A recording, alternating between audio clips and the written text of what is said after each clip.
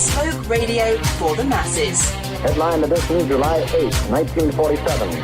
The Army Air Forces has announced that a flying disc has been found and is now in the possession of the Army. If the game is rigged, change the game. Game changer. I occasionally think how quickly our differences worldwide would vanish if we were facing an alien threat from outside this world.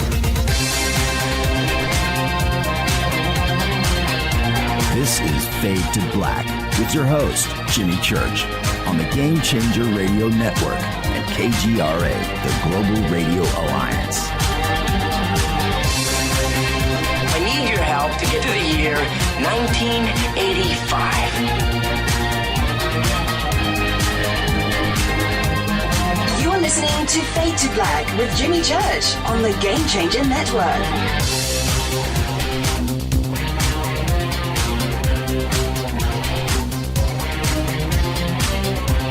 Good evening.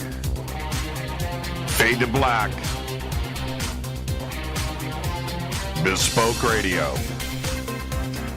For the masses. Yeah, man. How you doing? Today's Monday, March 16th, 2020.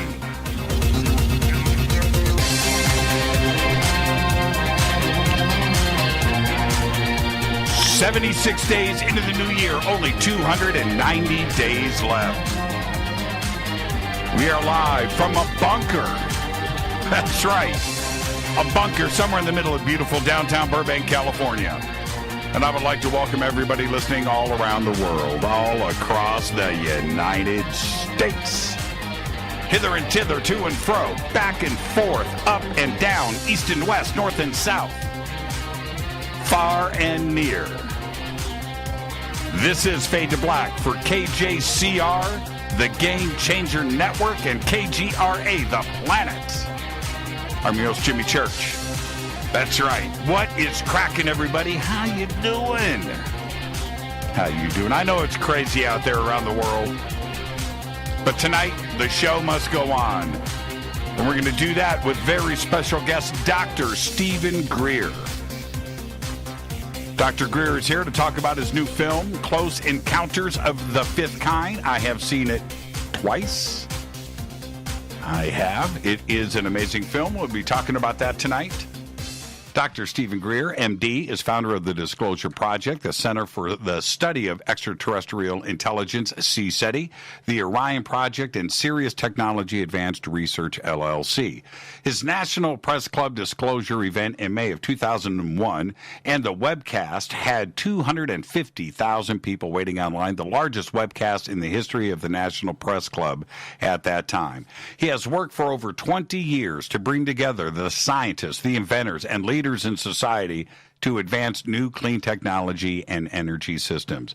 Dr. Greer is the author of 4 books and multiple DVDs on the UFO ET subject, including the documentary Sirius, and has appeared on CBS, BBC, the Discovery Channel, History Channel, Ancient Aliens, and the movie Thrive.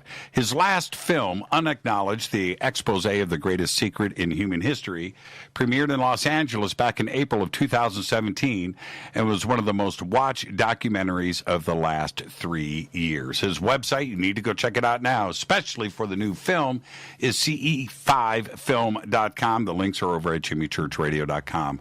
I would like to welcome back to Fade to Black, Dr. Stephen Greer. Dr. Greer, good evening. How are you? I'm doing great. How are you guys? We're doing okay. Let me flip it back to you. How are you doing out there on the East Coast? Well, yeah, I was in Washington yesterday, and just got back out to my country house near Charlottesville, Virginia, in the Blue Ridge Mountains. And Washington's on lockdown; everything's closed. We're out in the country here, but we're in an abundance of caution. We're staying home and keeping it low key. And it looks like we're in for several weeks of this as it's turning out. So I think people need to psychologically prepare for the fact that more and more of our country is going to be, unfortunately, in a lockdown situation over the next month or two, or perhaps longer. Did you, not to make light of this situation, but did you get your toilet paper? Well, I'm the worst shopper in the world, and luckily my wife likes to shop, and that's sort of her wheelhouse, and I have avoided stores and haven't been in one except briefly in a Whole Foods to get a couple things, but she has everything adequate. I don't believe it's proper to hoard, so we just, we have enough for a while, and I think we're going to be fine. Yeah, we did the same thing out here. When you have a family, if I wasn't married, with children, it's a different situation. But when you're married with children, your wife looks at you and says, hey, church, are you ready for this? What have you done for us? So she keeps me in check just to make sure that that I have done what I can. And hoarding is not the right thing to do, but you have to make sure that your family is ready for anything, and I think that we're okay there. But on a serious note, your background, certainly, emergency room physician, the start of your career, you are aware of being prepared and what is the possibility of things in the future. I don't know what to believe with the media today. I don't trust it, even though I'm a part of the media. But what is your best advice right now? Are we ready? Are we prepared? No. And obviously the time for preparation would have been December and January. I have a friend who is a PhD geneticist, very renowned, who had a friend that came back from China in early January and was home 3 days and died of this coronavirus. He was only 48 years old. So my information from sources is that this is actually, unfortunately, worse than people are being told, that while certainly most people who contract this, they could be having no symptoms or mild symptoms, but it can be rather nasty for some folks. And so because it's new, there are no immune responses. We have no antibodies to it in our entire human genome or species, and then therefore we don't have defenses. There's no vaccine. There's some talk of there could be a few medications that may help with it, some of the malarial medicines, but that's not been proven, and there haven't been any studies to, establish that. So, that's why they're instituting, unfortunately, a couple of months late, the ability to, try to, minimize the spread of it. The reality of it is that we have no idea how many people have it and have no symptoms. I'm sure everyone's heard of the basketball player who was tested and was positive for it but had no symptoms at all. There are probably many, many thousands, if not millions, of people like that. And I think what they're concerned most about is that the people who would get extremely ill from this, we don't have the capacity in our hospital system, ICUs or even regular beds, to have an enormous surge of people who get sick all at once, or even over a few weeks. So I think that's why everything is being in a shutdown mode. From a medical point of view, from a logistical point of view and planning, there should have been millions of test kits for this thing distributed in January. Everyone I know who is a scientist knew then this was going to be a problem.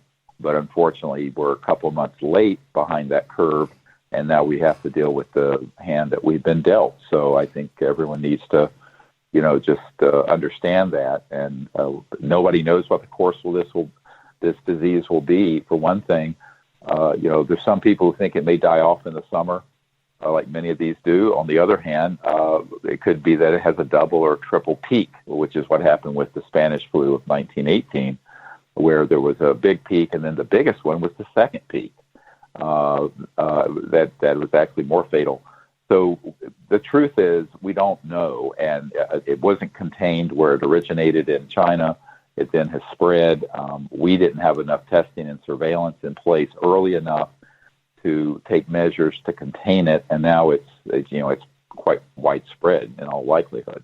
I'm just giving you my scientific take on it. It's not political commentary. Sure. It's just these are the facts, and so you just have to try to minimize exposure, not only for yourself but mainly because if you're a carrier of it and you don't have bad symptoms, but then you go and visit your grandmother or someone who isn't healthy or has heart disease or lung disease, that could be a fatal encounter for them. So I think that's why they're trying to move everything into this situation we're in now, which unfortunately, I don't know how tenable it is. I hardly see the American public going 4 weeks, 8 weeks, 12 weeks with no work, no restaurants, no travel. I mean, at a certain point, that just isn't tenable. But we'll see. We'll see what happens. Now, what about, I hear so much about your immune system.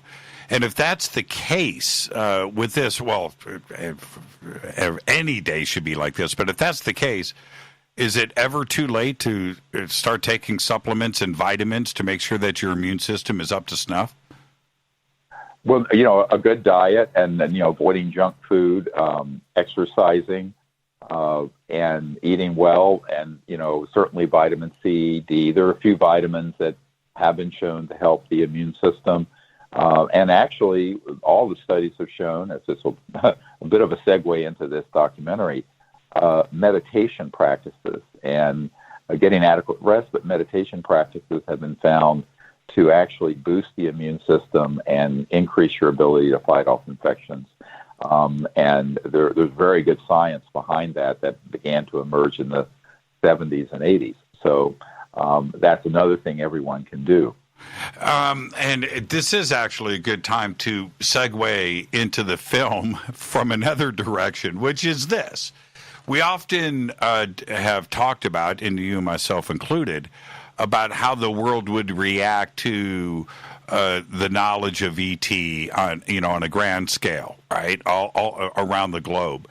And I have felt that it wouldn't be that much of a panic. In fact, I think it would be pretty blasé. And then I see the reaction to this panic because of from the media and the fear that is being instilled in the public. Right. And is this what we can expect if that ship appears above Los Angeles? It's a good question, and I've been asked this question since the 90s when I was I remember I think Larry King on CNN asked me this question, and I said, look, it's all about how anything is presented. Now, the presence of advanced intelligent life in the cosmos isn't the same as a virus that's going to kill you. Although the way, unfortunately, what I call retail ufology and the media treats the subject, never mind Hollywood, certainly supports sort of a xenophobic fear of the foreign, fear of the alien mindset. So one of the problems with disclosure, and this is something we began to grapple with in the 90s, is that if people are brainwashed, let's call it, for lack of a better word, by the military-industrial complex, that there's another enemy out there we need to unite against and fight, which is what Werner von Braun warned us about, the man who invented the rocket for Adolf Hitler on his deathbed, warned of this, that was the plan, and that's why this one of the reasons for the secrecy. They wanted to hold this out as a trump card to play down the road to try to unite sort of in a global way humanity against the threat that's outside the Earth. Right. So that is not in debate. We know, we have documents that prove this. We have testimony that proves that. We even have people with top secret clearances who have knowledge of or worked on abduction squads to abduct humans to make it look like aliens did it, when in actuality it was a counterintelligence military program. So I think that, there's so much false information or disinformation out there that's been embedded in society to trigger fear and all of that's the risk. So this is one of the things that I've been grappling with. This year is the 30th anniversary of my founding the CE5 initiative, the Close Encounters of the Fifth Kind initiative, the purpose of which was to bring this information out to the public, but allow the public to be empowered with the knowledge of how to make contact with these civilizations and bypass the corruption of government. So this documentary, Close Encounters of the Fifth Kind, which will be released to be seen globally on April 7th at 12:01 a.m. Eastern Time, April 7th, that is the purpose of the documentary, is that people can see, how this is done, the results we've had, and understand how these civilizations are communicating with very advanced technologies and through other dimensions with consciousness and thought. And that's a big part of the film is the idea of how the consciousness field is actually the, let's call it the internet of the cosmos. That is actually how advanced civilizations that go beyond the speed of light are communicating with electronic systems that interface with thought, coherent thought in the consciousness field.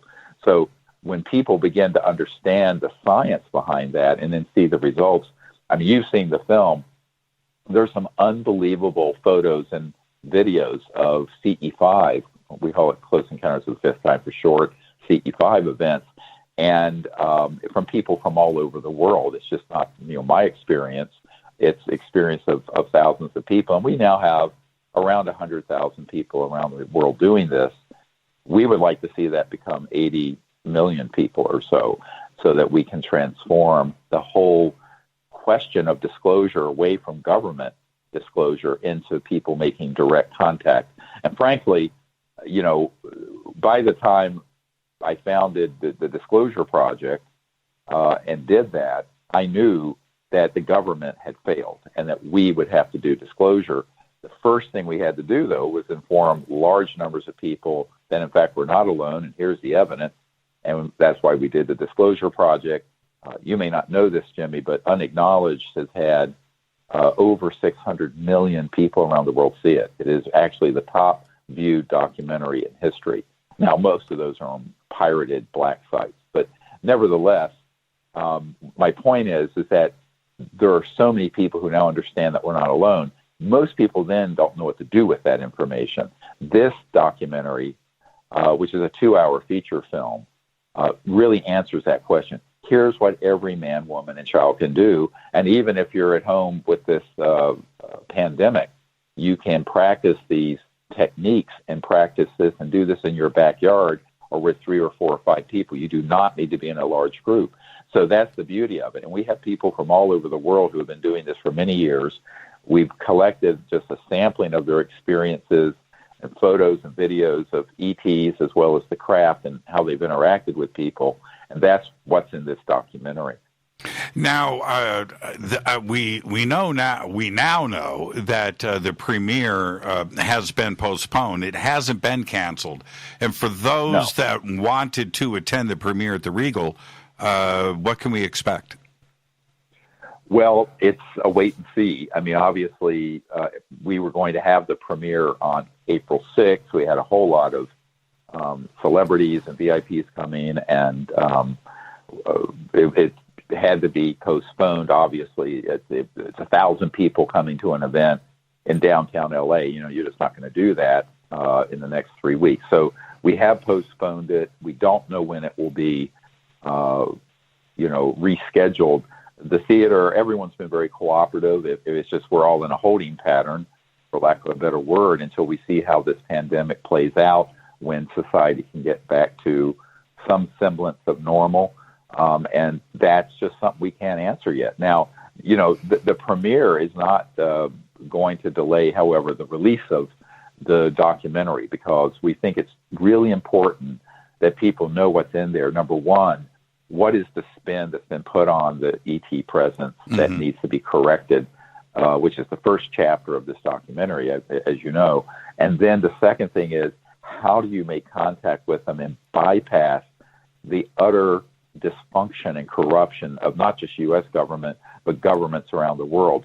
And so we go into a sort of a really tour de force, a sort of a whole review of what the nature of what's called entanglement, where everything in space and time is connected to everything else, but not in a straight line way, but in a way where there's instantaneous connections regardless of the speed of light. And then go into the whole concept of the science of the consciousness field, the field of awareness, that everyone is awake by being conscious. What people don't realize is that conscious field is a singularity. There's one. It's not like my consciousness is different from yours. My individuality is different from yours, and my fund of knowledge and individual self. But the conscious faculty, the ability to be awake, that is actually been proven to be a universal constant. And when people go into meditation, they can connect to that aspect of consciousness, and then through remote viewing and practicing these CE5 protocols, can image and make contact with these ETs and invite them to make contact wherever you are. I've done it in downtown, near Washington downtown.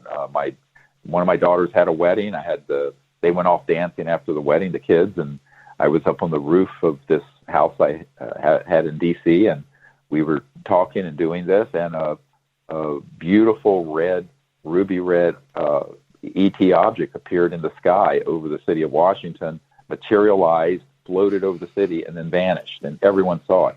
And, I doubt it was even enough 3D to get on radar. But we also talk about that in the film. What is the difference between something Lockheed Martin makes that most people see, they call UFOs? I'm not so sure the Tic Tac wasn't one of those, versus an actual ET craft that has the ability to go trans-dimensional, between dimensions, right, and beyond the speed of light. They're actually very different. And so most people, when they talk about UFOs, they are describing things that are actually clandestine, covert, man-made objects. But there's also this other thing that's happening that is actually not described as well. So we try to describe what that is and how it might appear. And, as Arthur C. Clarke said, any civilization sufficiently advanced enough to go interstellar, everything in their technology is going to look like magic to us. And that's what our teams have discovered.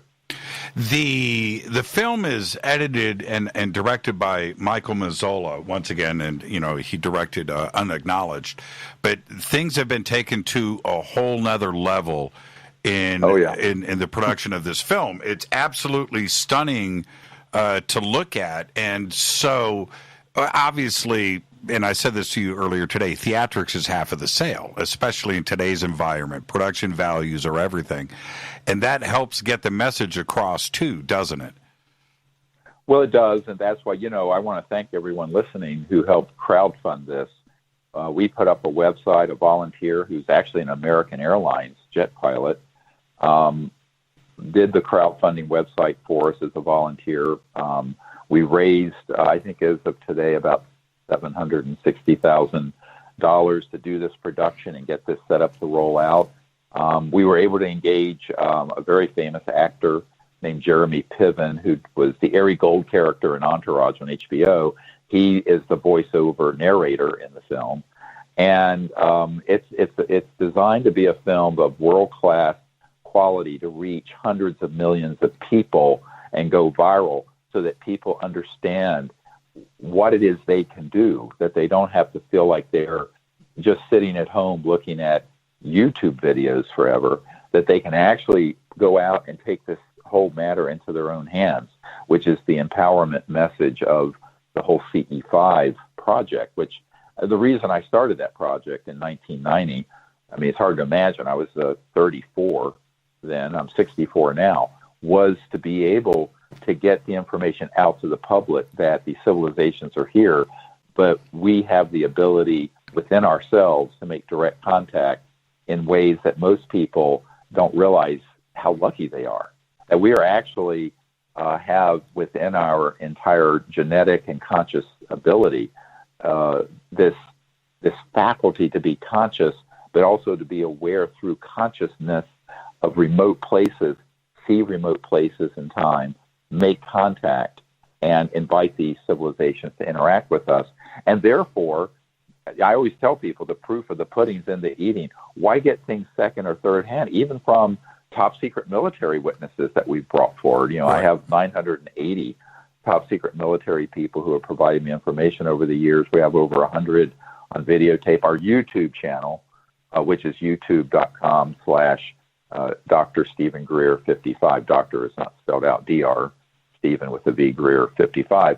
That has hundreds of hours of military intelligence, CIA, other people's testimony in there. But, that's just to get you to understand what's going on. Where the real action is you as an individual going out and making contact with these civilizations. And if you do it in a non-prejudiced way, and I guess what I mean by that, put aside all the us versus them, alien invasion, fear-mongering, psyops of the intelligence community that we've been stewing in for 70 years, and just go out with sort of a pure heart and an open mind and do this, you're going to be really shocked at how beautiful and the experiences people have that are portrayed in this film, up to and including, very compassionate experience one of our team members had, who was unfortunately almost deaf and had very poor hearing since he was a teenager. During a contact event, he just parenthetically asked this ET that we actually have a photograph of in the film, you've seen it, if he could help him, and this ET healed him of his hearing, and it's been healed ever since. So we've had just beautiful things happen that are well documented. That's what's in this movie. This movie is, to be honest with you, and I get emotional about it, it's the heart and soul of what I've been doing.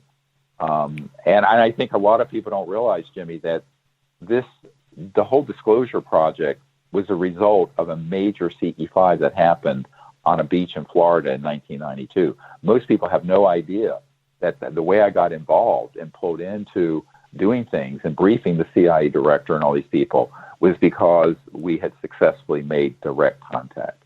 I've got about 2 minutes, so the question is quick. Yep. I got about 2 minutes before the break. That you're right about that? The CE5 protocols and the meditation and the direct connection with consciousness is there. I do it the exact opposite. I'm loud, I'm funny, I'm positive, right? But the connection is there. You can't have a negative attitude. I just have a loud, positive attitude. But you do it, and it is one of the most fun, life-changing experiences you can have, right? Oh, it is. And when people do it, and then they have an ET craft appear and zigzag across the sky, or an ET being teleport into their group, which is what we've had happen, and have been fortunate enough to get photographs of this, it is beautiful. But, at every one of these expeditions that I've led over the last 30 years, we have had ETs actually in the circle with us, in the sky, around us. People go to bed and they go into practice the protocols before they go to sleep and wake up with an ET in their room. Now, some people say I'd be afraid of that, but the actual ETs, as opposed to the intelligence community, are not going to do that if they think you're not ready. They are actually incredibly sensitive to not scaring people, believe it or not. Now, I always tell people, if there's something happening that's very invasive beyond what you like, that is almost certainly not extraterrestrial. We need to take a break right here. Let's get that out of the way. Our guest tonight, Dr. Stephen Greer. We are talking about his new film, Close Encounters of the Fifth Kind. This is Fade to Black. I am your host, Jimmy Church. More with Dr. Greer right after this short break on the Game Changer Network and KGRA, The Planet. You can follow me on Twitter at JChurchRadio, and you can follow Dr. Greer. We've got his Twitter links right up there in the feed. We'll be right back. Stay with us.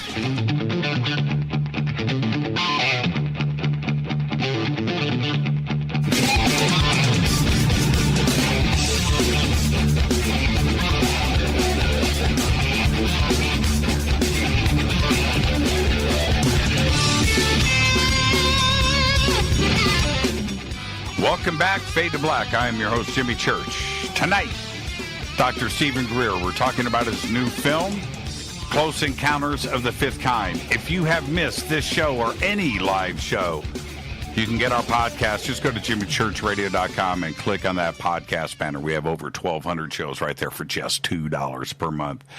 And continuing our conversation, Dr. Greer, I have to ask, what is it like to have the support of a major film company and Jim Martin and 1091 Films to help get the word out? It's got to be an extraordinary feeling. Well, I'm very grateful for everyone who's helping. Actually, I think the one I'm most humbled by are the nearly 4,000 people who've contributed to the film. One of the beautiful things about this documentary, as well as Unacknowledged and Sirius, is that nobody has had any editorial control over it. The content is completely what we wanted to have in it, because there are no, I hate to use the word, corrupt financial interests involved. And what that means is, the final cut on the film, we've been able to have the message and the content that we think the public deserves to know, and not have it watered down by a corporate interest. So what's nice and beautiful about it is that 1091, which used to be called The Orchard, has been very supportive of that. And so they're responsible, of course, for distributing and getting the film out. But the other partner in this, however, is the public, because what we really want to have happen with this is to have at least 1% of the world's population know about this and begin to practice the meditation and the contact. Why is that important? And you'll see in the movie, there's a section that we talk about phase transitions in physics, and to make this very mathematical for people. But basically, when you're doing a quantum experiment, and let's say the example we use is wanting to have a very coherent field effect in helium, a container of helium. When you cool it down to absolute zero, you begin to have a few atoms align coherently and line up. When you hit 1%, instantly, that entire container almost magically becomes what's called superfluid and takes on these magical properties and becomes entirely coherent, all of it. The other 99%, therefore, are phase transition affected by just that 1%. So everyone talks about the 1% corrupt wealthy interest, which is actually the 0.00001%. What I tell people is that if only 1% of the public would become educated on this and would become coherent, it would transition the entire 8 billion people on this planet. That is the transformation that needs to happen for an age of enlightenment, peaceful contact, interstellar travel, free energy, and peace to happen. But it's totally doable. Now, of course, 80 million people sounds like a lot of people, and it is. But when you consider that informationally, Unacknowledged has been seen by over 600 million out of 8 billion, and it's still less than 10%. But if we could get enough people to understand this, and so this is the reason I'm on your show, is to make an appeal for people to help us with this. In reality, the reason Unacknowledged and Sirius were seen by so many millions of people, it wasn't because we had a decent marketing budget. This is not 20th Century Fox putting $50 million into advertising something that Tom Cruise is in.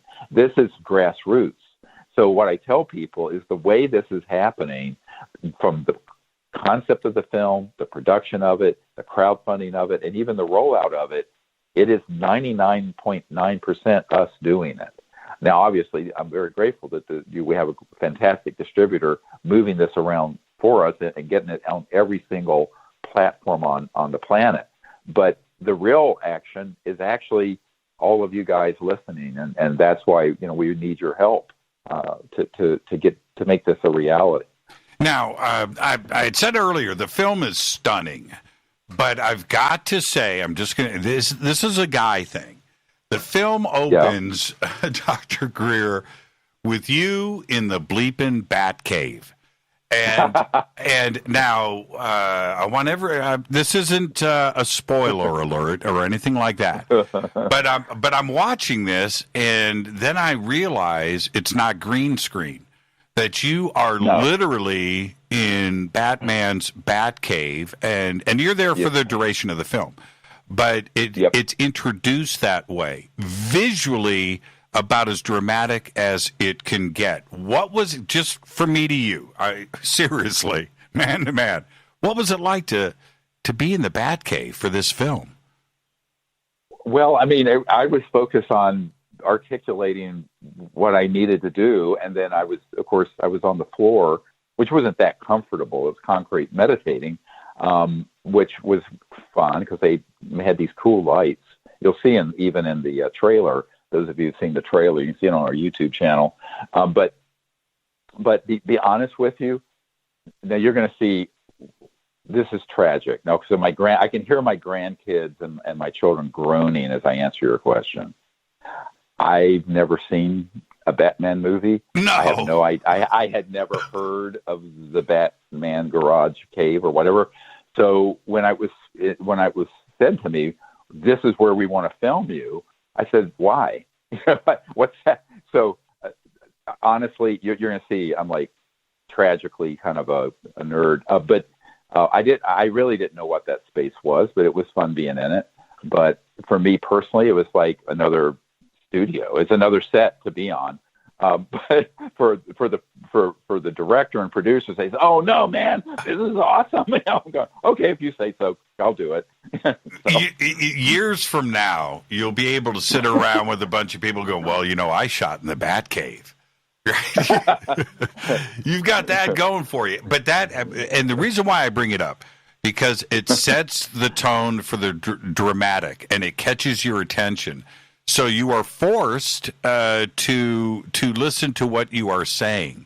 Your attention doesn't wander, and that's what's really cool about setting the tone so early in the film. Right. And it was fun to do it there. It was a big shoot to do it. It's the anchor shoot for the documentary. But I just feel I'm the person to articulate the ideas and connect dots for people. I'm certainly not. I would say that this film is the miracle of collaboration, and the ideas in the film are mine, but the creative weaving it together and the storytelling was a collaboration between the production team and myself and a lot of people actually, and it was really about 2 years in the making. Now, and there's one other thing, and then I want to move on to actual content in the film. After your dramatic entrance in the Batcave in the beginning of the film, then the opening credits roll, and the editing and production value really hits you, and that rollout, the way that it comes in, that happens a few minutes into the film. It's not done in the normal intro of the film, and that is for dramatic effect, and I thought it was very effective. But it also sets the tone for everybody with a very, very modern aesthetic to what is about to be seen here. This isn't like any other UFO documentary. It certainly sets itself apart, doesn't it? Well, it really does, and what we wanted to do is to create something that would convey the information in a way that would be inspiring. I would say that of the small screenings I have done for people, and I know that there are a number of, let's just say, influencers and celebrities who've seen it, every one of them have wept by the end of it. And it's inspiring and beautiful because it opens up a world of contact and experiences that is way beyond just the left brain intellect of most what people think of with UFOs and disclosure and kicking the tires on the UFO sort of thing, because it goes into this deep aspect of who we are as a people. What is the foundation of contact? And that is, what do we have in common? Well, not only with each other, we're all in this together on this little blue planet, but with these other civilizations. And what you discover is that folded within every single one of us is this conscious field that is a singularity, and that we are really, all one people woven throughout the entirety of the cosmos. And that is not only scientifically demonstrated through some beautiful experiments that have been done with the science of consciousness, but also the experiences all the CE5 team members from around the world that are featured in this have had, and how the ETs have communicated with them or asked them to go outside and look in a certain area or put their camera up and it appears. Or when it starts leaving. There was one video where one of the producers who got introduced to this, who's been working with me on this, you mentioned Jim Martin, he asked them, please don't go away, turn around, and it stops and turns around. And you can see this as he's saying it in the film. So the interactivity of it and the extent to which these civilizations can be, once you open, let's say, a connection to them and understand that you need to do it in a way that isn't bigoted or prejudiced or, sort of stereotypically fear-based, they're waiting. And one of the things I pointed out is that these civilizations have been begging for an appropriate response from humanity for 70 plus years since World War II.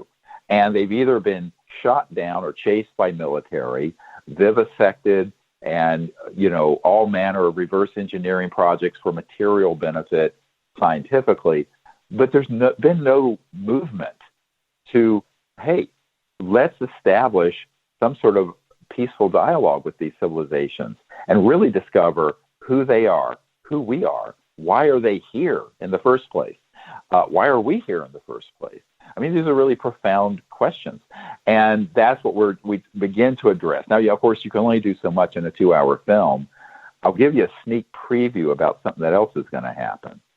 We hope the same day, but I don't want to promise this, so don't hold me to this. But we're developing a whole new app that you'll be able to get on your, Google or iTunes store or whatever. That's going to be called, it's not there now, so don't go try to get it. It's going to be called the CE5 Contact app that will take people on an entire course of remote view training, the meditations, doing the contact protocols, the equipment you need, how to form a group. But it's also going to have an aspect of it where people can message other people in their area, or if they're traveling, once we can travel again, to another part of the planet. You go to New Zealand, then you can hook up with folks, kind of like a dating app, but it's not a dating app. It's a CE5 app. Then you can meet up with people so that you can connect with a team of people and do this together. Because most people are kind of a little freaked out to go out under the stars by themselves and have a craft or an ET appear. But when you do it with a group, there's sort of a sense of, we're doing this together, and there's a greater sense of feeling confident and secure when you do it. There's a bigger vibe, too, that ET picks up on. And I truly believe that the larger the group, the more positive the vibe, the better the interaction is going to be. I've seen it myself, haven't you? Oh, absolutely. And it's not just the size. It's I hate to use this term, but these civilizations aren't interested in racists. And what do I mean by that? I call it interstellar racism. What we have done, and what the intelligence community has done very effectively, is to create a mythology and a narrative that, well, there are ETs out there that look like they're from, say, Norway, and those are the good ones. But the ones that look a little different from, say, Homo sapiens, those are the bad ones. And so they're trying to get people into this, like, black versus white, cowboys versus Indians, Jews versus Muslims, us versus them dialectic. And unfortunately, we're so hardwired because of our tribal background that we can be manipulated by these sort of demagogues who play on racism and division and what have you. And there's always something, I grew up in the South in the 50s, 60s, and we had, quote, colored water fountains at my father's Sears store. I was almost run over and killed by a bunch of racists because I had a black girlfriend in high school. I'm not kidding you, in 1972 or 3. So I've seen all that. And then you had all the gay bashings because people were gay or bi or whatever. Now, the next big thing that they want to inculcate in society that we have to vaccinate ourselves against, to use a medical analogy, is this interstellar racism that is the stock and trade of most things ufological. And that is it's an insipid, very well done counterintelligence program that's designed to benefit exactly who? Well, it would benefit when they're ready to pull that trigger. It would benefit the people who want to have massive global military spending and unite the planet around fear, kind of like the movie Independence Day. Mm-hmm. And that's what the agenda is. And that's the agenda that Eisenhower was grappling with, that he lost that battle in the 50s, by the way, which is why Eisenhower said, beware the military-industrial complex. Notwithstanding, he was a 5-star military general. He was warning us on his farewell address of this problem, and he didn't articulate all this. And I only discovered many years later, when I was an adult, that in fact this is what he was grappling with. He wanted, in the mid-late 50s, to establish peaceful contact with these civilizations and disarm the planet. And the warmongers and profiteers said, like bloody hell you will, and they started moving him out of control. And it has been out of control since 1956. So I was only a year old, born in 1955. I can tell you that this whole thing has been out of control, and the only way we're going to fix it is for the people to fix it. It isn't going to be fixed by the government of the United States. It's going to, or Britain or anywhere else. It's going to be fixed by regular folks like you and me. And I always tell people, I'm just the regular guy who came across this at a young age. The movie goes a little bit into, what happened to me when I was 17, 18. But I discovered how to do the CE. I could have co-created with the ETs on board a spacecraft the CE5 protocols that are in the film, and will really be, a tutorial in this new app that we hope to have finished by April 7th.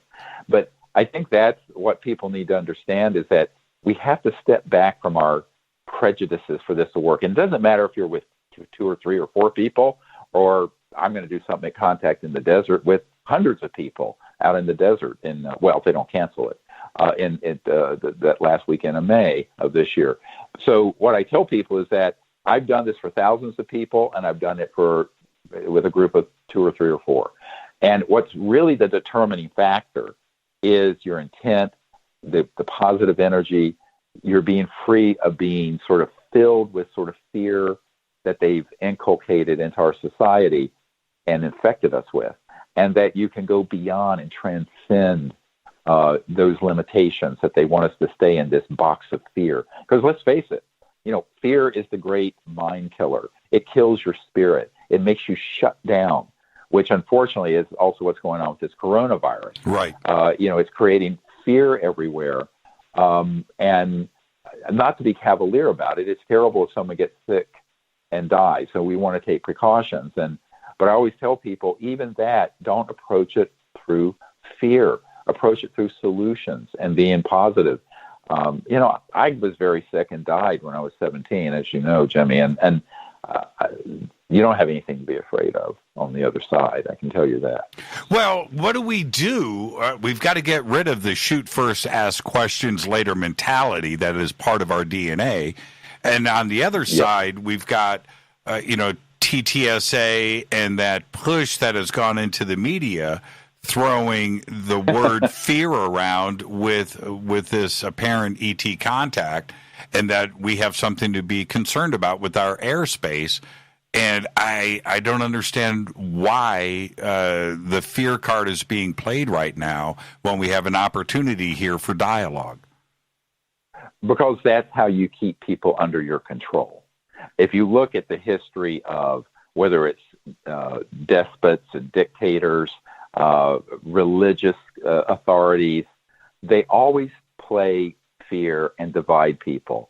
Us versus them, you've got an enemy, and they play into this sort of very primitive and atavistic tribal nature where we want to go on the war footing for someone who's different from us. And that's been exploited by corrupt demagogues for millennia. Now we're at a stage where, as a civilization, we're not going to evolve if we don't go beyond that and transcend that.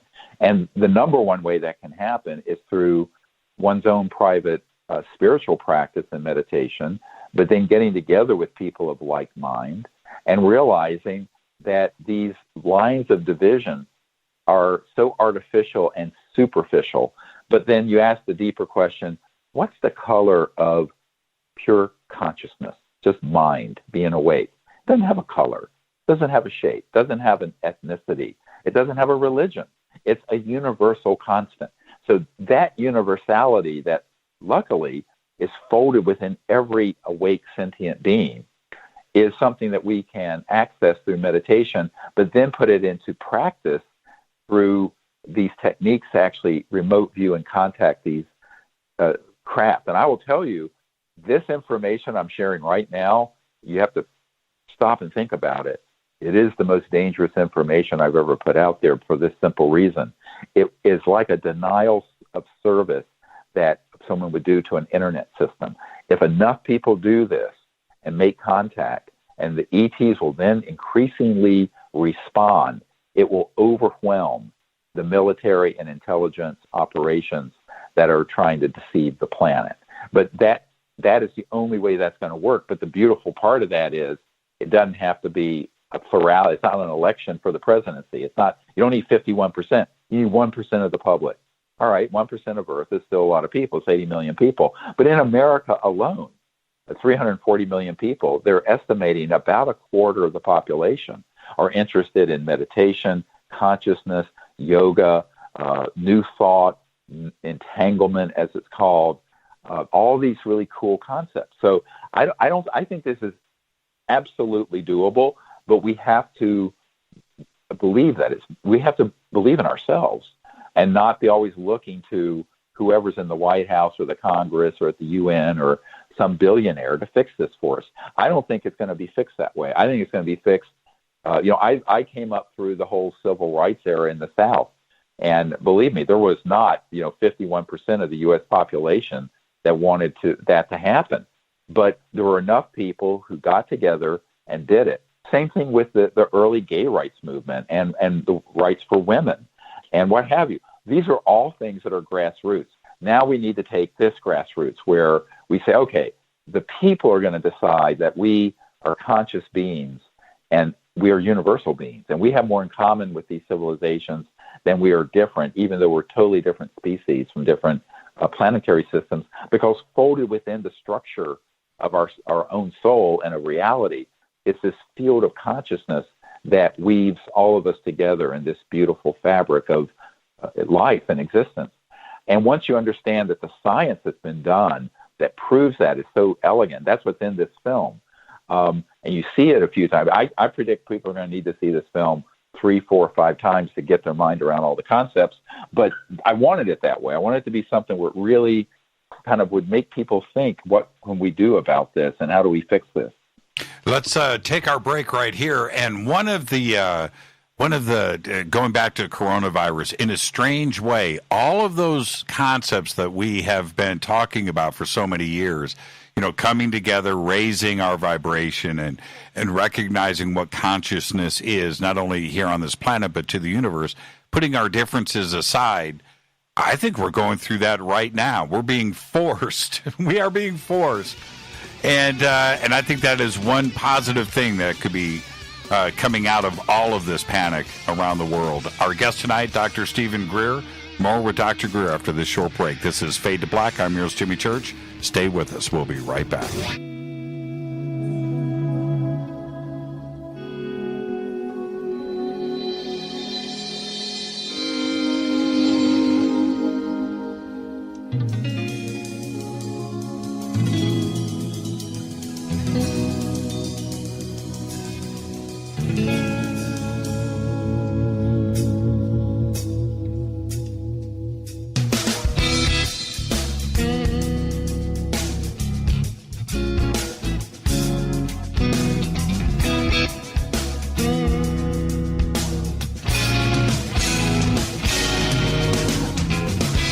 Welcome back, Faded Black. I'm your host, Jimmy Church. Tonight, Dr. Stephen Greer. We're talking about his new film. It is called Close Encounters of the Fifth Kind.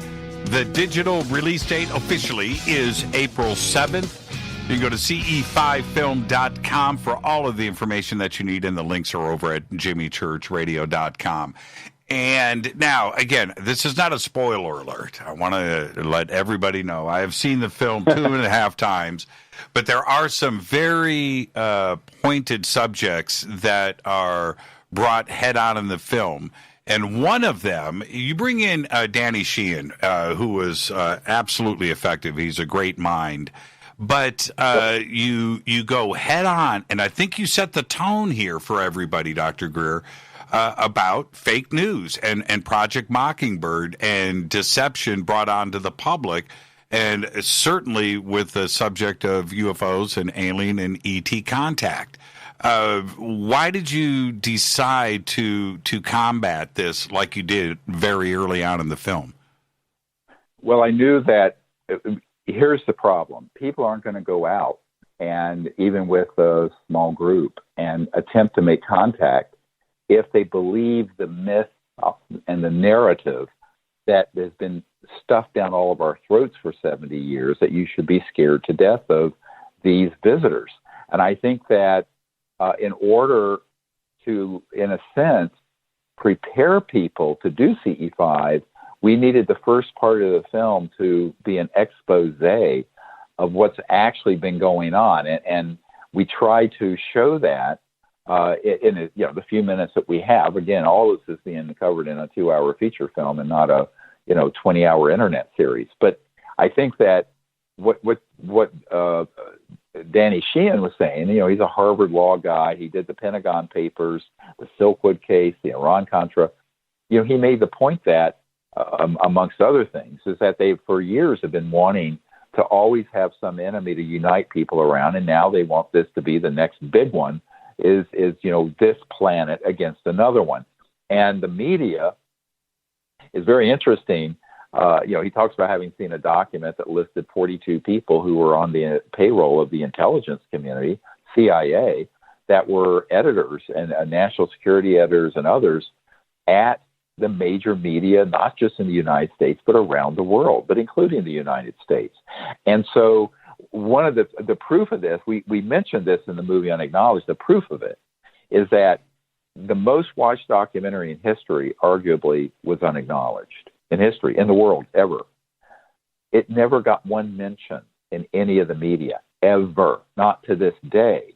As soon as this cutout group from the CIA, that's been named TTSA, started putting out information about this, but with it being a national security threat, and with it being a threat to our sovereignty and a threat to our security, with that narrative, that appeared in every newspaper, the New York Times, CNN, the BBC, globally, all at once in lockstep. And yet, the evidence that they released is nowhere near as strong as the evidence in the Disclosure Project. But we didn't put that spin on it.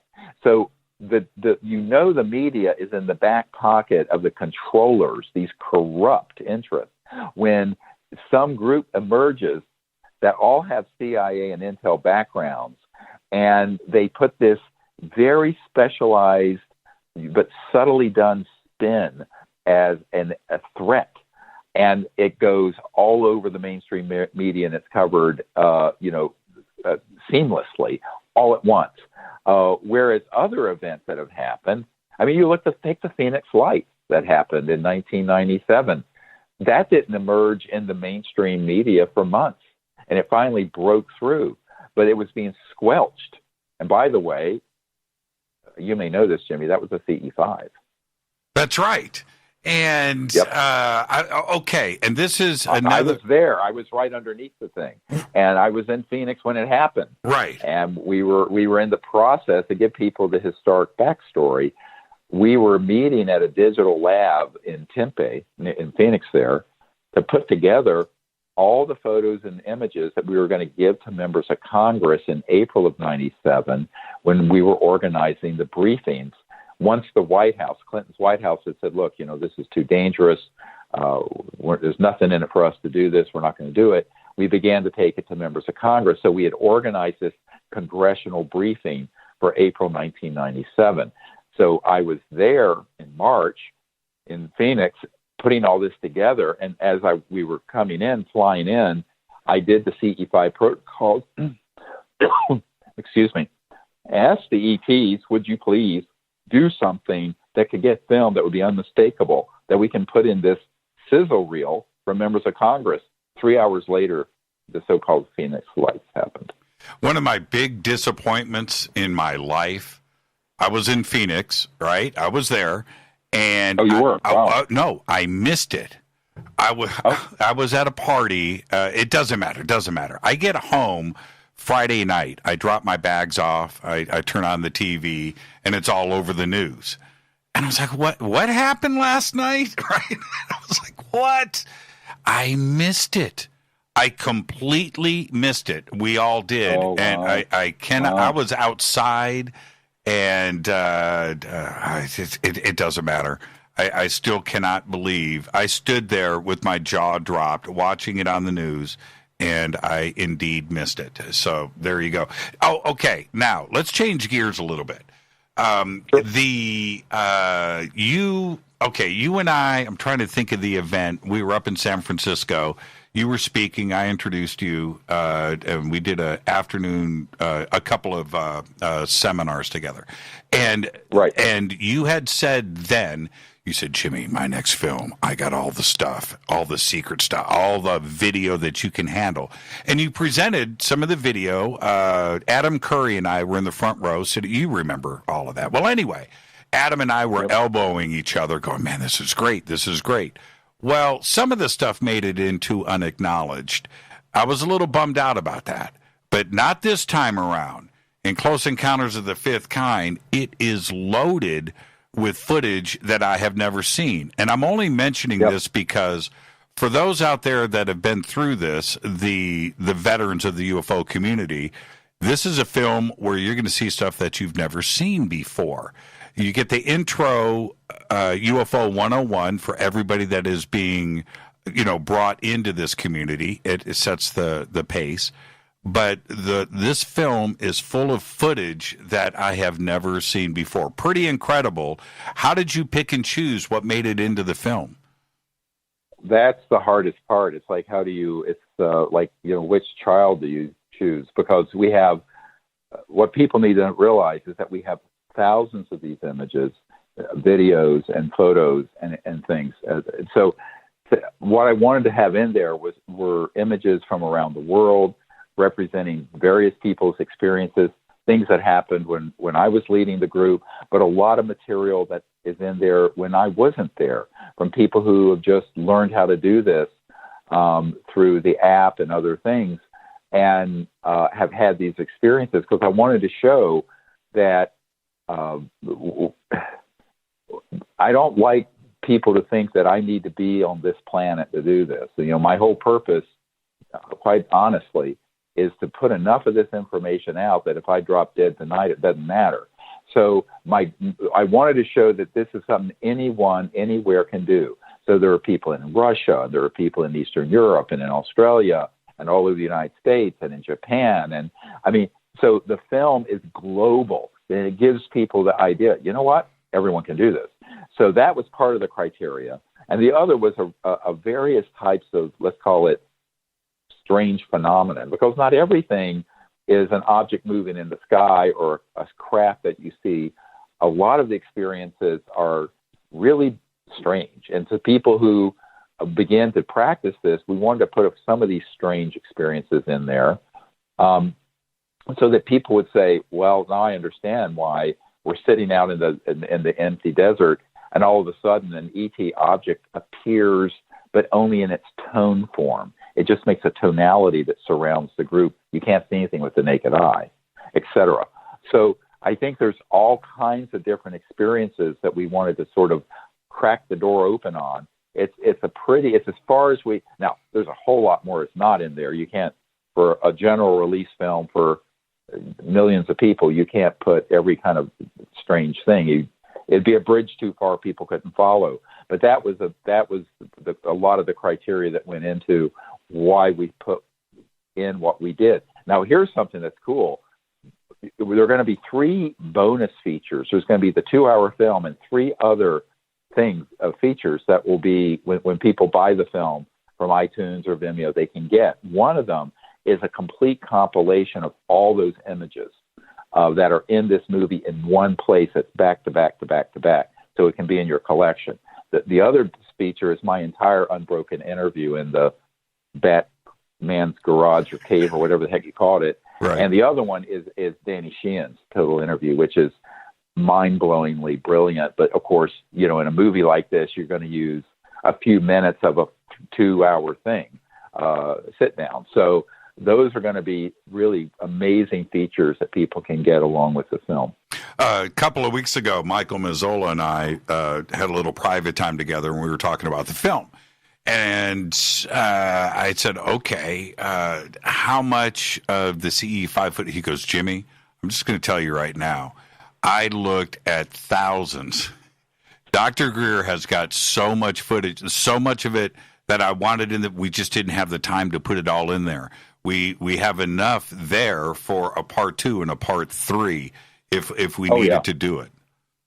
Well, we're talking 100 terabytes of stuff. I mean, it's enormous. I mean, and you saw some of it at that presentation I did where like this ribbon of light moves into the circle and wraps around this Peruvian medical doctor who is meditating and has this contact. I mean, you've seen some of these, but, I think most of the public, even in the UFO community, have not, and certainly the general public hasn't. So the purpose of that isn't, it's great eye candy for people who are into visual images, which I think most of us are, but it also, they're teachable moments is how we selected it. And then we wanted to put in a couple of the pictures of the actual ETs that appeared in our group, one at Joshua Tree and one up in Arizona with this man who had his hearing restored it's an ET species that has a sort of triangular, like a praying mantis shaped face.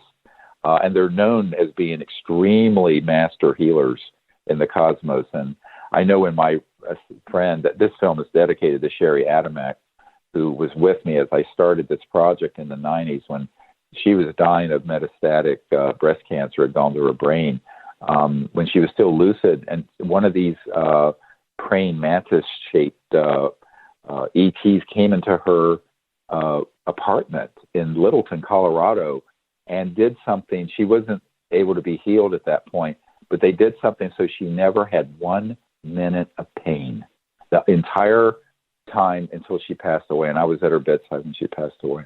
I wanted to ask you this. This is a direct question. In the 2 ET images that are in the film, I think it's 2, how physically, how tall are they? What are we, are they 3 feet, 6 feet? Are they, how tall are they? Well, the one that is, we call him the healer who healed this gentleman, is probably around 5 to 6 feet. Wow. The one that, and it was just 2 people down from me. There was one, there was a medical student beside me, and then the ET was beside the medical student and this man who had his hearing restored. The other ET was at Joshua Tree, floating just outside our circle, and was probably more like a 4 to 5 feet tall. And he's from the Andromeda galaxy. His name is Bijou. And that photograph is really beautiful, classic. But, these are ones that we've got. I can tell you that there are thousands of things like that have happened that we've not gotten on camera because it can be, what people have to understand, it's not like someone landing on a jet airplane and walking out and you're shaking hands. So, right. You shouldn't be shaking hands now, elbow bumping. But they're coming in from another dimension into our space-time from another star system, traversing at multiples of the speed of light, and they can come in and out of this 3D dimension that we call reality, which is only the tip of an iceberg of the big reality, in a nanosecond, or in a couple seconds, or in a few seconds, and then vanish right in front of your eyes. Same thing with the ET spacecraft. They'll be there, and they'll be moving and turning, and then you'll see this in the video, in this movie, they dematerialize right in front of your eyes, or make a turn and just almost like bending space-time, disappear out into space. Like we have one at Mount Shasta that did that. We got on videotape night vision that's just stunning. So all this is in the film, and I think I've had some people see this who know nothing about this subject, and they go, wow, this is real. And it is real. Not only that it's hoax, it's all 100% real. So what I tell people is that you have to sort of be prepared to put aside the constructs of, I call it, when I first got involved with this in 1990, 91, I went to some UFO meetings, and it was all people who were kicking the tires of the UFO. In other words, they didn't understand anything beyond 3D material matter. And they didn't understand that no civilization is going to stay fully materialized, traveling at multiples of the speed of light. You can't. So there's a whole part of this film that's called The Crossing Point of Light, which is based on a paper I wrote in 1995. It's in my first book. By the way, to correct you, I have 5 books out, but this first book is called Extraterrestrial Contact, The Evidence and Implications, and it's called The Crossing Point. And it talks about all that exists in the cosmos that is resonating and exists beyond the speed of light when you cross the light barrier. And that's most of what exists in the cosmos. So you have to begin to understand that to make contact with these civilizations, because that's their reality. And it's also our reality if we listen to our elders. And if you look at the native peoples, they understood about the spirit world and consciousness and matter and nature, and that the earth as a material sphere also has a spirit associated with it. I mean, my grandmother was Cherokee, Native American. And so, this is something that those cultures understand, but the sort of scientific Western paradigm has sanitized all that out. But we threw out the baby with the bathwater. And now we need to sort of come back around where we understand the scientific method, but don't exclude the realm of consciousness and spirit and other dimensions. I have had nothing but positive experiences with ET and sky watches. But what about those that have had a negative experience with contact? How do we address that? Well, we have to address it. I mean, the question is, what was the experience? Was it extraterrestrial? Was it a mischievous being from another dimension that's not extraterrestrial? Or was it something that was staged by the intelligence community, which is a bunch of them? And we have someone in the film who's an Air Force intelligence guy saying, yeah, we did that. We hoaxed those abductions. And so you have to begin to understand, and it's not at all to be, I don't want to sound incompassionate and uncaring to people who've been traumatized. There are people who have been traumatized, and to be honest with you, I'm one of them. You may know the story that these covert interests tried to abduct me out of the St. Moritz Hotel on Central Park South in 1994, right after I met with the Prince of Liechtenstein, the Crown Prince, who was trying to convince me to, I hate to say this, cross over to the dark side. And I said no.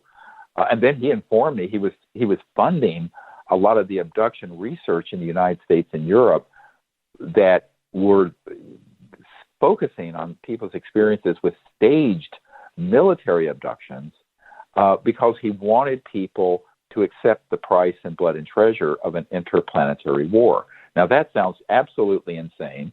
When I heard that 25 and a half years ago, it was in July of 94, I thought, man, is this guy completely off his rocker? Right. What I discovered, actually, was that he was representative of a lot of people in this cabal, these controllers, who want to do anything they can to prepare the human race for sort of this epic conflict. Of course, this man's particular perspective, the prince's perspective, was, we need this to happen so Armageddon will happen, so Christ will return. It was that kind of, lunatic fringe religiosity.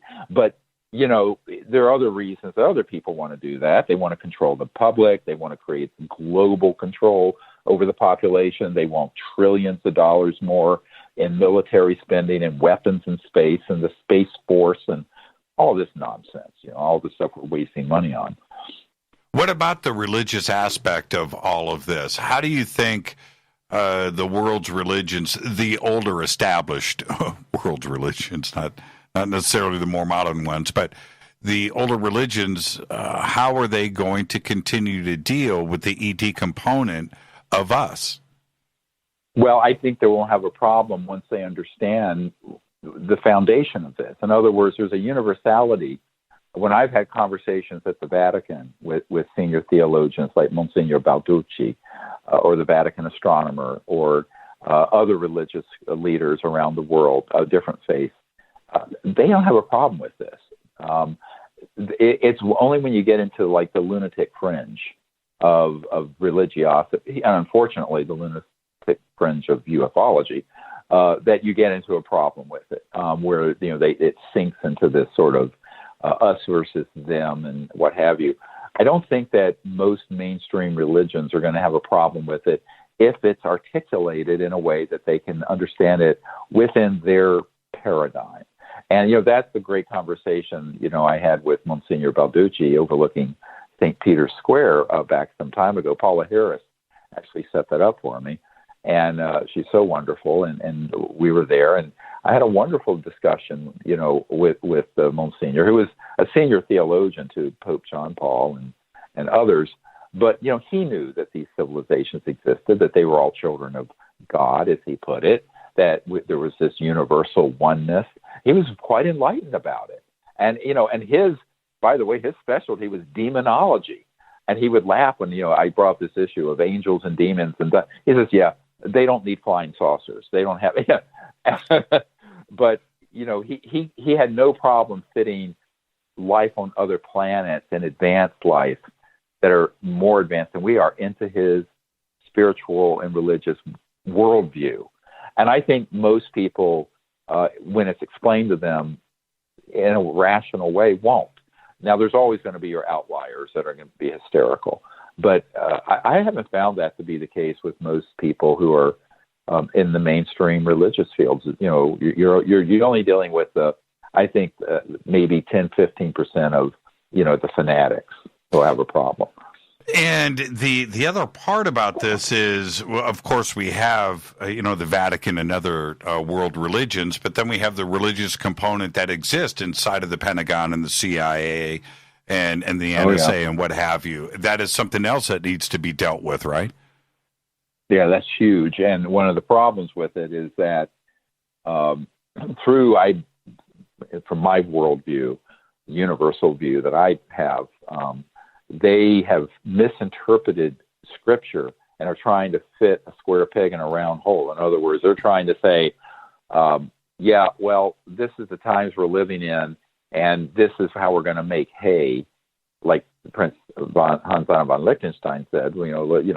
Let's create a scenario where we have to engage in an interplanetary war, so that there'll be this sort of Armageddon type event. And, you do have those sort of fanatics, unfortunately, in the control group, the cabal, what's called MAGIC, the Majority Intelligence Committee, and some of their compartments, or their USAPs, Unacknowledged Special Access Projects. And I've met with some of them, and it's some pretty wacky stuff, to be honest with you. But I don't think that, most people, if they can have this explained to them where it's relatable and say, look, you are conscious. You have a body of light. You are aware. You can have meditation experiences and see remote places. People have near-death experiences and see the other side and these other dimensions. Well, these civilizations have the same thing. They just have technologies that traverse those dimensions with alacrity and with efficiency that they've been using for hundreds of thousands to millions of years. A few of them, there's that picture of that light being on the beach with us in Florida. Right. Wow. That being is from a civilization that's on the order of 1 billion years past where we are. Who took that picture on the beach? Was that you? I was there. It was somebody on my team, and I saw this being scintillating that it blipped in. They took a picture, and there it was. It looks like it's a piece of an artwork, but it's just, and it looks like it has a halo around it. It's a toroidal energy field that's holding, the energy of this crystalline light being on the beach with us. Yes, it's a stunning picture. Oh, it's absolutely beautiful, and it wasn't photoshopped, retouched, nothing. That's what it was. So that's in the film, and like I said, people who get the bonus features, they'll be able to have just there's a bonus feature that'll be with the film when people buy it that has the entire collection of all these photos and images just in one thing, just labeled. No, not talking or anything, just a distillation of it. People are going to like having that, I think, in their library. Tonight, our guest is Dr. Stephen Greer. We're going to take a break right here.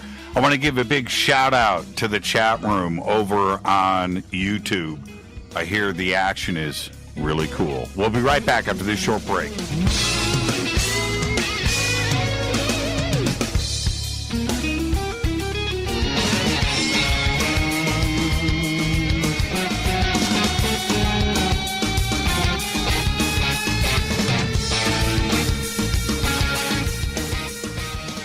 Welcome back, Fade to Black. And for those of you that are watching the video feeds out there of the bunker, I am texting with somebody in the YouTube chat room. So I'll leave it to that person to disclose. It's a lot of fun. Now, and Dr. Greer, I wanted to say this to everybody that is listening tonight. You and I, over the years, all of our conversations, we have nothing pre-scripted. There's no questions that you have submitted to me or me to you. Everything is just a conversation. And I think the audience really appreciates the way that we always do our shows together. But they need to know that you and I are not like behind the scenes, right? Just discussing everything ahead of time. We don't do that. We never have, and we never will. And to that note, I want to talk about Richard Doty for a second and how you have constantly warned us about deception out there, and certainly we talked about fake news earlier in the broadcast tonight. What do we do with a guy like Richard Doty, who is a professional disinformation agent? How do you put on those discernment glasses and figure out what to trust and what not to? You never trust one person with anything. So it's a little bit like when you're doing any scientific or investigative process, you need points of corroboration. So what I have always looked to is, for example, when I interviewed him, there were things that I knew to ask with the correct language. And the fact that he knew what the language was, I knew he knew. Does that make sense? He knew what a deceptive INW was, which is a false flag in pop culture. He knew, but I also had people who he may or may not know, I doubt that he does, who also knew of the places and the events he spoke of. So, but they didn't want to go on camera because they're terrified, frankly. So the way I approach this with anyone, and this is going to be a very good advice to anyone who tries to do this going into the future, you cannot rely only on one person. You have to take it within the context of what do they say? Is it consistent? And are there other points of corroboration that you've been able to find that are solid outside that person's control that they don't even know about? If that's not the case, and I'm not going to name any names, but there are people that we initially got approached when we were doing these briefings for Congress that we had to excuse from the meeting because there were inconsistencies, that's a polite way of saying falsehoods, in what they were sharing with us that we were able to prove. So that's the way you approach it, because you're correct. People who are in the intelligence community are trained to provide counterintelligence, deceptive information, and this is immodest for me to say, but any of those people who talk with me, A, they know I know what I'm talking about. B, they know I have hundreds of points of corroboration in top secret places that I've met with that if they try to Zoom us, we're going to catch them. So it's most people like that aren't going to approach someone on my team or myself, because they know we're going to find them out. But the other part is you just have to be sure that what they're sharing with you are things that you have gotten from other sources that aren't part of their clique, that they probably don't even know. And that, in fact, they don't know. And that way you have a chance that you're going to not get stung. Now, with that said, I mean, anyone is fallible, and certainly me, but you take precautions against that. Now, and that's why I'm very confident that the material that we have received and then released from him were things that conform with accurate information that I've gotten from other sources. Now, you just read my mind, okay? I appreciate that. In that, I know that the stuff that's in the film with Doty, you're confident about, and I understand that. Was there stuff that did make it into the film where you just went, oh, come on, man? I don't, I'd have to go look at the entire interview. There were a couple of things that had a bit of questionable character to it, right? But they were really off topic. But the things that I felt were really explosive, including, if you look at his full interview, it's on my YouTube channel. It talks about how Area 51 is, the so-called Area 51 is structured, the Cash Landrum case. Anyone who knows UFO history, back in the early 80s, this object went down near Houston that irradiated, put radiation out on these poor people. He was the principal investigator. He knew the details of that. He knew that it was an actual manned flight by humans, but that it was an ET structure we were trying to get to work, but we couldn't get the power source. So we very stupidly put a nuclear-powered energy plant on it that had a malfunction that spewed radiation on people. The intelligence community was very happy for the UFO community and the public to think it was, quote, a UFO, i.e. implication being ET, but it was actually a malfunction of one of our own, and it was being flown out of the Nellis Range to a place in Texas, and it had malfunctioned, and it was escorted by helicopters. If you look up the Cash Landrum case, you'll see these details.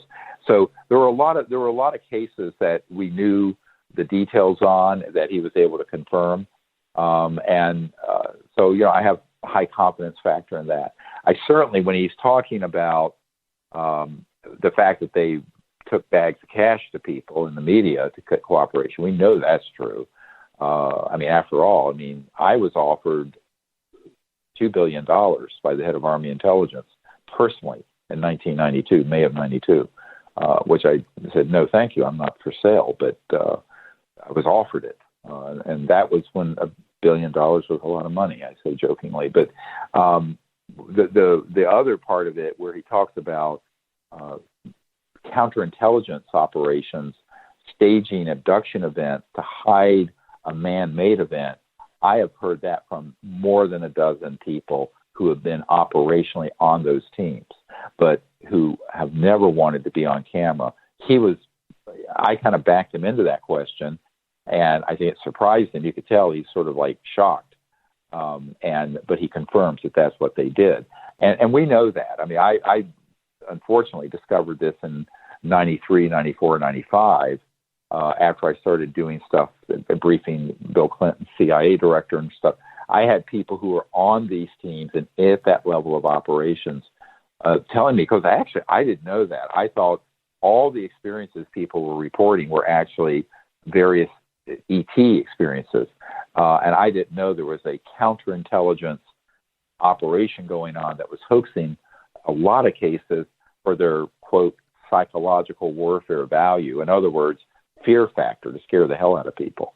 But also, more specifically, to cover up something someone saw. For example, I know of a case, he alludes to it, in Washington State, where some people late at night saw us, humans, test flying an anti-gravity disc, and in order to give their minds a cover story, an abduction team was sent out and staged an abduction so that they thought what they had seen was an ET craft. It was a way of covering up that they had seen something that we, the military of the United States did not want those civilians who stumbled across that event to see. And that has happened quite a few times. I never had Richard Doty on the show as a guest, but he did call in one night, Dr. Greer, on an open lines night. And we ended up talking for about 45 minutes. One of the things that he said during this conversation was that there were two leading people, researchers, authors, two leaders on the conference tour, the UFO conference tour, that were currently disinformation agents. And by him stating that, first off, it caused quite the stir in the UFO community. Obviously, my phones are ringing from different people going, who do you think it is? And is that disinformation? Is that set in place? It's not disinformation, but here's the thing. I liked what Eleanor Roosevelt said when she said, and listen carefully, small minds talk about people. Mediocre minds talk about events. Great minds talk about ideas. I really don't like talking about people. I prefer to talk about ideas or maybe events. But what he said was true. And I've known that for a long time. I don't talk about I don't like all the mudslinging that goes on in this field. So I just like to say, look, here's what we can do. Here's the facts, the evidence, the proof, the material I have found, whether it be with the Disclosure Project and Unacknowledged or with Contact, and try to keep it positive. I don't see anything to be gained from muckraking. And I mean, there are a couple of folks who have passed away that when I was meeting with Prince Hans Adam von Liechtenstein, he flat out told me they were on the payroll. He was shoveling a lot of money to them. They were putting out terrifying stuff that was serving the agenda of fear related to contact abductions and home invasion type things. And he flat out told me that. And I said, well, why are you funding them? He says, because they're getting the message out so that people will hate the aliens so that we can have World War III. I mean, he literally flat out said that to me in 1994. So you can, it's like when I start, years ago I was talking about Admiral Wilson, Tom Wilson, that I briefed with the former, and he's passed away, Edgar Mitchell, at the Pentagon. And those papers leaked out, as you know, last year. I think I was on your show talking about it. That's right. And that meeting did happen. I had mentioned that for 20 years, that, people at that level had been denied access, had been threatened. I actually named the meeting because he had retired at that point. And people thought, Dr. Greer's got to be making up a story here. I'm not making any of this up. All right. One thing about an emergency doctor, your word is bond, and, it's life and death. I mean, I turn to a colleague and say, this person has a ruptured aorta in their chest, you're not making up BS. So, but some of this stuff is so crazy. And so the truth is less believable than the fiction people have been sold. That's the problem. I mean, honestly, the truth about this entire subject is much more bizarre than the fiction most of people have been forced to believe. There's another aspect of the film, and I can't wait to hear everybody's reactions to this, is that you have got, I didn't count, but I'm just going to use a round number and say about a dozen.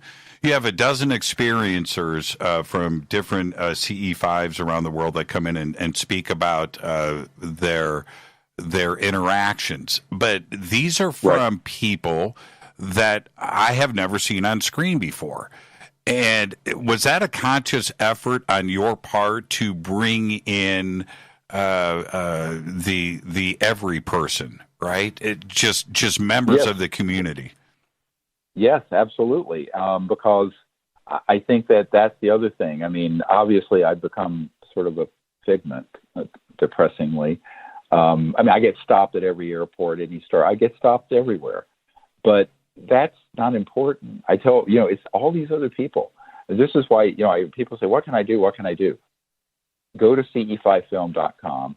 I don't care if you put in $1 to support the getting the word out on this. The so-called marketing, that's not being paid for by the distributor. That's being paid by us. So let me give you a number. I won't say what film it was. It was a big indie documentary that was done back some years ago. It was not on UFOs, it was on another, but kind of progressive subject. And it was a $500,000 production. They spent $5 million to get the word out, but it reached the entire planet. I won't say which one. I know the producers and the people who did it. For unacknowledged, we only had a few $1,000s. And you have to understand, to penetrate social media, to get the word out, to create this 1% effect, we need support. So there's two ways people can do that.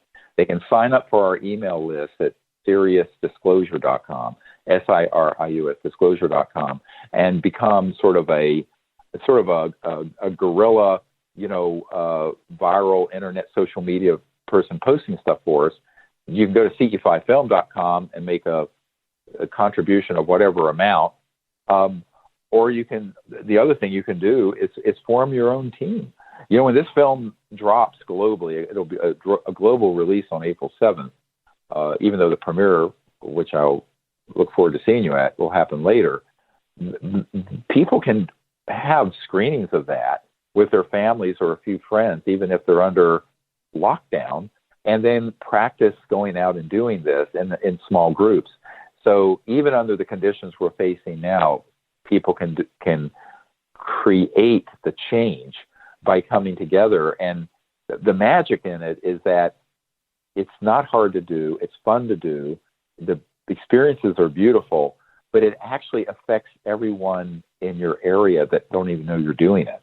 They've done these studies where they've sent meditators into cities. And if there's 1% of the population in that city meditating in deep meditation, crime rates fall, ER visits fall, violence of all type, spousal abuse, domestic violence, they all go down. And these studies have been reproduced over and over, but it's just 1%. It's not 51%. So I tell people, there is an enormous power we have, both individually, but then collectively in a relatively small number when we align in a positive way. And if we do that, it's going to lead to the ultimate, I call it the ultimate disclosure, and that is mass contact. And I see a tweet on my feed, someone says, why don't they just show themselves, everyone? It's putting the cart before the horse. They don't want to do that and stampede panic. They want us to invite them. They're waiting for a proper invitation. I know that sounds old-fashioned, but I'm from the South and grew up in a generation where you didn't invade someone's home without an invitation. So, that's the answer to this man who said, how come the ETs don't just make their presence known to the whole planet? They're waiting for us to do it. Because if they did it forcibly, it would look like an act of invasion. And, by the way, the intelligence community, and unfortunately 90% of ufology, would spin it that way. So I think that they're too smart to stumble into that trap. Again, you read my mind. Well played, but I'm still going to ask the question, which is, okay, what about the Department of Defense, the Pentagon, and the other agencies in Washington? Are they okay with the release of this film? Have they spoken to you about it? They're very worried in the sense that the ones who are supportive of what we've been doing, say, go for it. Because there are a lot of, I call them the white hats, the people who want to not have this change happen without it being under their thumb, under their control, know that the ultimate disclosure and the way that this will get out of their control is millions of people making contact and understanding the principles of entanglement and consciousness and contact. And when millions of people get that message and start doing it, then it's completely taken out of their hands. And that's been one of my chief objectives, is we need to put this entire issue in the hands of ordinary good people of the earth, which is most of us, not the sociopaths and frankly psychopaths, who are often in these highly classified projects, who have horrific agendas that are violent, that are divisive, etc. So I think that this is a real challenge, because we're a population now, in no small part because of the technologies we have, where we become kind of passive consumers, and nobody does anything anymore. They all want to just sit and look at videos on their smartphone or computer or TV. I think that this is a call, sort of a movement to say, why don't we take control of this? And why don't we go out and make direct contact? And when enough people do, when there's a critical mass of people who do that, the heavens will be rent asunder. The skies will open up.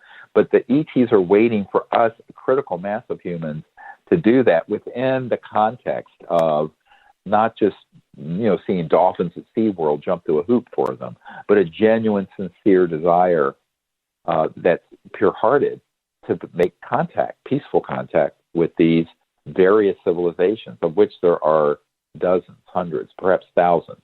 And I think that our task is, why don't we take control of this instead of expecting someone else to do it? This whole top-down business that we're so indoctrinated with authority figures in politics and media, it's a lot of nonsense, frankly, because, this country wasn't founded from the top down. We were a bunch of ragtag people taking on King George, right, crying out loud.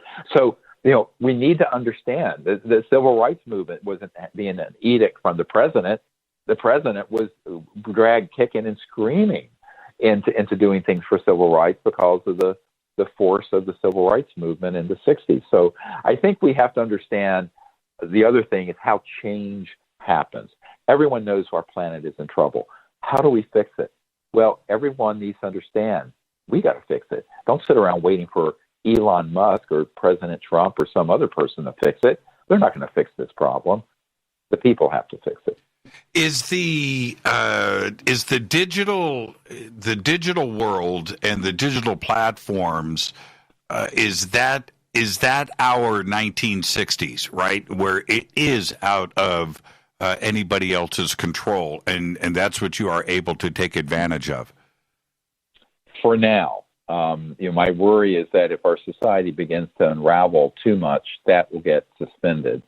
And to be honest with you, even on my social media channels, we routinely have items that are blocked. We have, for example, when I put out the information that Powlett had, it's on my YouTube channel, that Siemens, working with the CIA, were making these chips, putting in people that they were tracking, that he was part of in the 70s and 80s.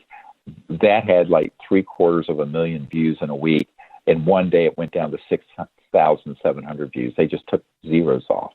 So what I tell people is that there's still a lot of monkey business with the digital, but it's our best hope. We're certainly blacklisted, or I am, from the big media. I mean, if I stood up and said, they're a national security threat and we don't know how they operate, and tell, 18 lies in 5 minutes, like you have with the folks at TSA, I'm sure I would be on the New York Times list to be interviewed.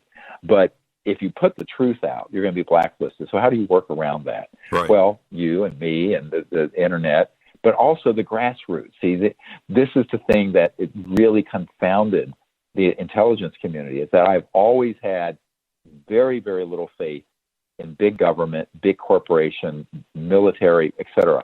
I have a lot of faith in the average Joe, because I grew up an incredibly poor, frankly neglected boy in the South with no shoes, and put myself through high school and college and med school.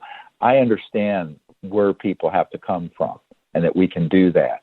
And I think that, a lot of people think I was born with a silver spoon in my mouth. It was more like a boot up the butt. But I just think that people have to understand that we have the ability within ourselves to do this transformation, and it's a big mistake.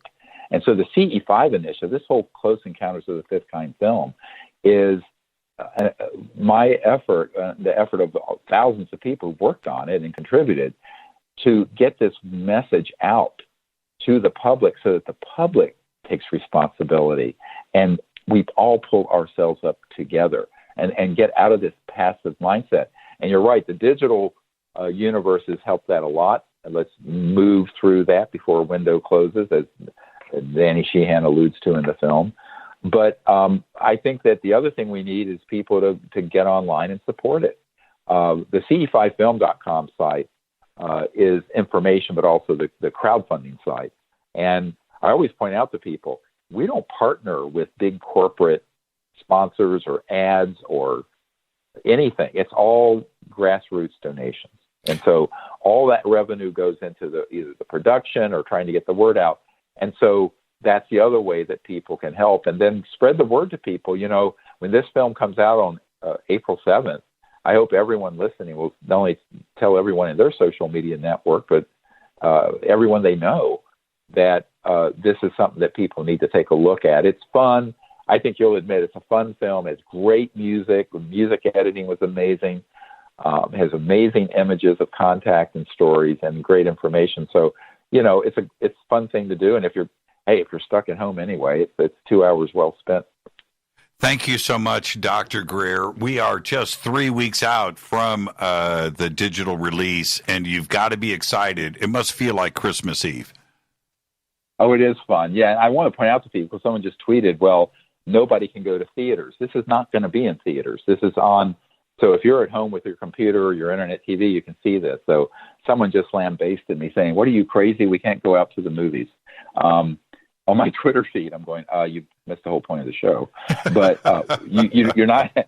We're not going to do this in a theater yet. We may have a few theaters around the country if things get back to normal. But we're definitely going to have the premiere. Everyone who's been waiting to come to this premiere, including you, Jimmy, will do it.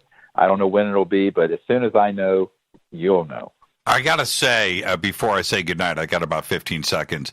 The premiere of Unacknowledged and that packed theater and the excitement and the vibe that was there was so much fun, and I can't wait to do it again with Close Encounters of the Fifth Kind. So when the premiere does happen here in Los Angeles, of course, we'll make the announcement here, and I'll see you there on the red carpet. Thank you so much, Dr. Greer.